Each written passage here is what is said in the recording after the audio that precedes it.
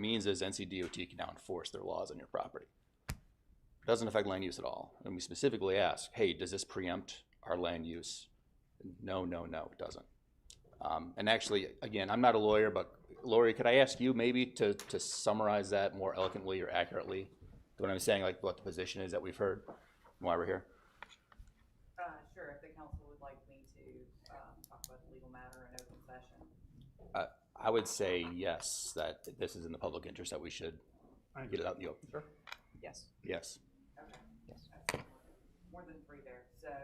So yeah, based on our research and based on the information that we received from NCDOT, as well as from the legal municipality, the PVA designation squarely fits within Chapter 20 of the General Statutes of North Carolina. Chapter 20 is the motor vehicle laws, so the clear intention there of the PVA designation is to allow enforcement of motor vehicle laws on the PVA property.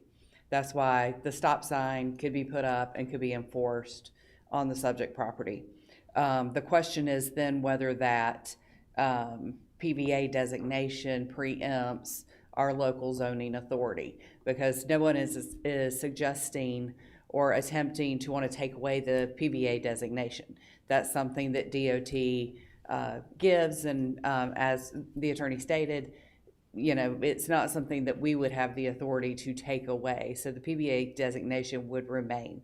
However, the question is whether that designation would preempt our zoning authority, and my opinion and others is that it does not, that the state legislature has clearly given matters of land use control to local governments, meaning counties and cities, and we have a special chapter of the general statutes, Chapter 160D, that outlines how we may regulate those land uses, and there is no interplay between the PVA designation and our zoning authority.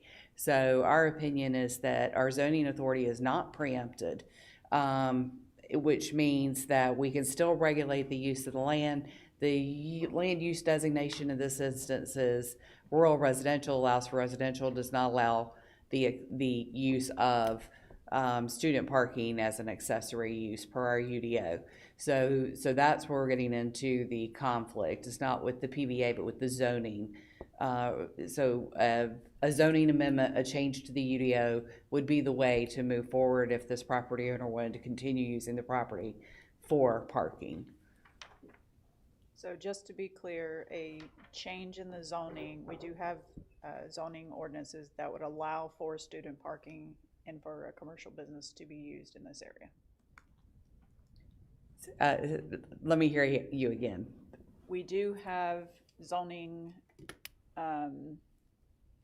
ordinances in place that if a zoning change was made, that would allow for parking and would allow for business commercial in this area if a zoning request was. Yeah, I'd have to defer to planning staff as to what zoning designation would be appropriate for parking such as being utilized at this location.